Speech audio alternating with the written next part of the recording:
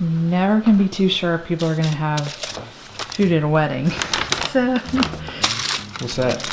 this is from Mama Mia's in Deep Ellum, which I've been going to since I was 25. Spinach mushroom ravioli roll. This is for my people that still have hope to be married and finding the one. You know, you just gotta run your race, and like finding the person shouldn't be like your goal. But I do believe God gives you vision, and if it's a heart's desire, it's something you need to believe. Oh, hey.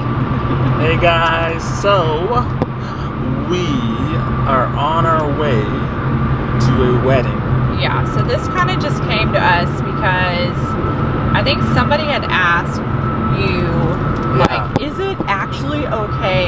Yeah, to write down, they asked, is it actually okay to write down everything that you want, characteristic-wise, in a future spouse, and to pray to God that He'll give you a spouse that, you know, has those characteristics. So just backstory, I really didn't date from 23 all the way to 30. Yeah. So I had a few dates and a few moments of, you know, trying to think, you know, ex-boyfriend be calling, and you're like, nah. Yeah. But better not be calling. So I'm saying. But beyond that, nothing really crazy. So as you're like waiting and you know like your heart's desire, like I knew my type. Yeah. Not just like the most important things, I knew what I was holding out for, but I also had a type. Yeah. And so then I started to think, God's gonna give me someone really ugly, and I'm just gonna have to love him through it. But why would He do that to you though? He's a good God. That's not a good. That's what I'm saying. So what's the scripture that talks about ask God for anything? Yes. And when you ask, Ephesians 3:20. okay, well when you ask him, it's like, okay, if you ask God for a piece of bread and then He hands you a snake, what's that verse? You know what I'm talking about? That's not the God we serve. No. So. He gives you more than you ever asked for. Exactly. If you're like, man, I'm really attracted to black guys, I'm really attracted to white guys, I'm really attracted to Mexican girls. There's nothing wrong with that, because God wired you to be who you are and to be attracted to who you are.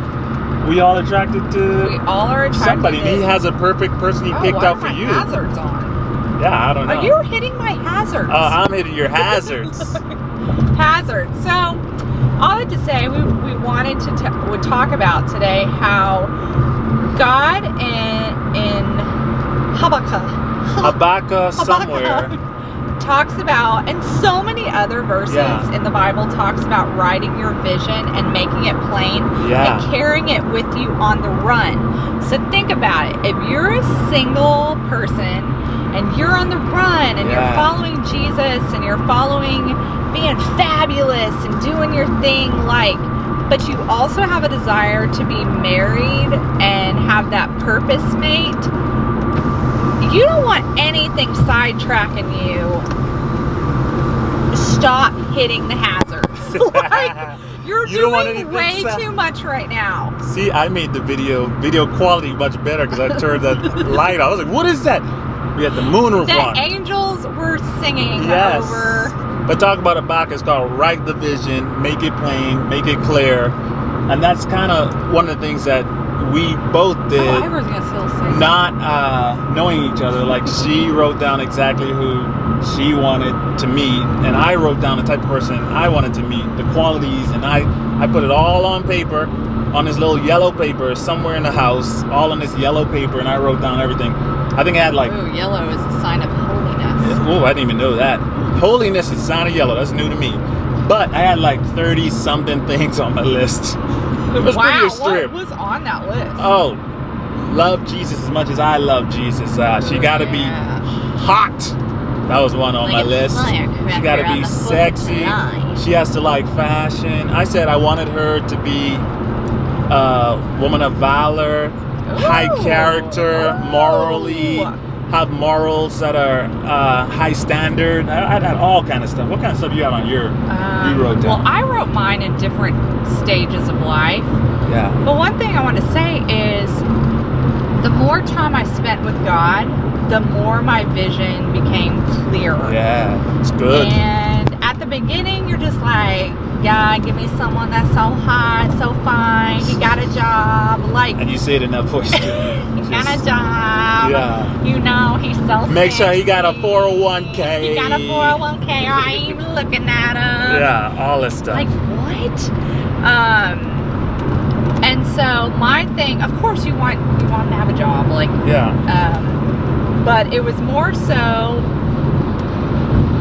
like his character and what his goals were, and really, I mean, number one, loving the Lord. Like, hands down, I was not going to be unequally yoked.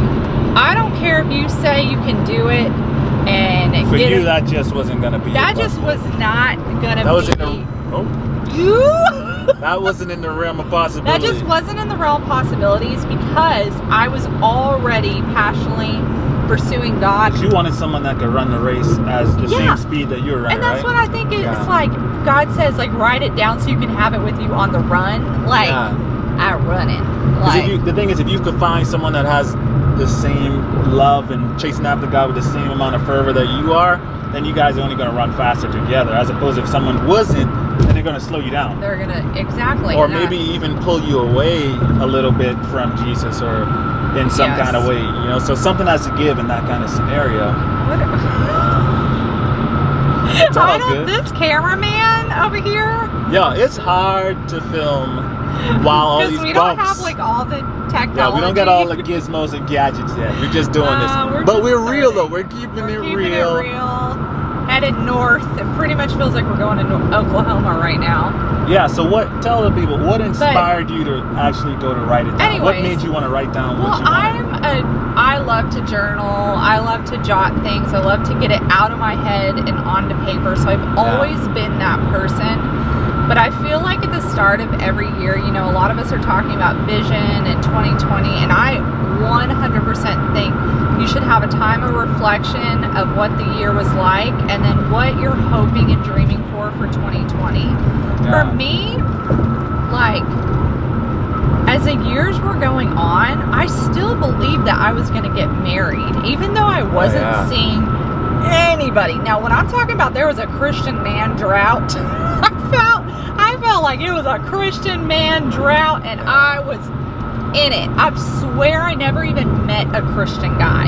And if I did, they like maybe attended church every once in a while with their family back home. But I can say I thought the same thing though. Yeah, because I mean, I thought there were no Christian girls out there, and I thought, well, I did know there were Christian girls out there, but I thought a lot of the girls that I was meeting, I thought they were too Christian, or they wouldn't accept me because I had a past, and the girls that I were meeting probably never once sinned. That's literally what I thought. Like they never did anything bad in life, or they just weren't real, or maybe they just thought they had to hide that stuff. And that, for me, I just wanted someone that was real and authentic, and that, yes, she had mistakes, but I have mistakes too, and that I accepted her mistakes, but because I could see who she was going to be. I saw the potential in her, and I wanted a lady that was going to see that in me, and not judge me just off past mistakes, but could see the future and see the man that I was going to be, the man that God was calling me to be. You better tell him, Frederick. That was kind of one of my big things that I just really was looking for. And would led me to write stuff down, because I'm not a writer like Jacqueline's a writer. I'm not a writer. I'm not like that big. Still writing it down. Yeah, I wasn't that in touch with my emotions or my sensitive side then, you know, but I guess I was desperate. I was just like, maybe if I write this down. You were desperate? Like desperate as saying like, Lord, I'm praying this, and then I think in writing it down, it helped me to fine tune exactly what kind of lady I was looking for. When you write it down, I feel like it became real, it became clearer to me. I knew what to look for. You know what I'm saying? I knew what to look for. No, that's what I'm talking about. Like the clarity behind it, because it's not, believe me, I don't think every person's like it's going to be this perfect.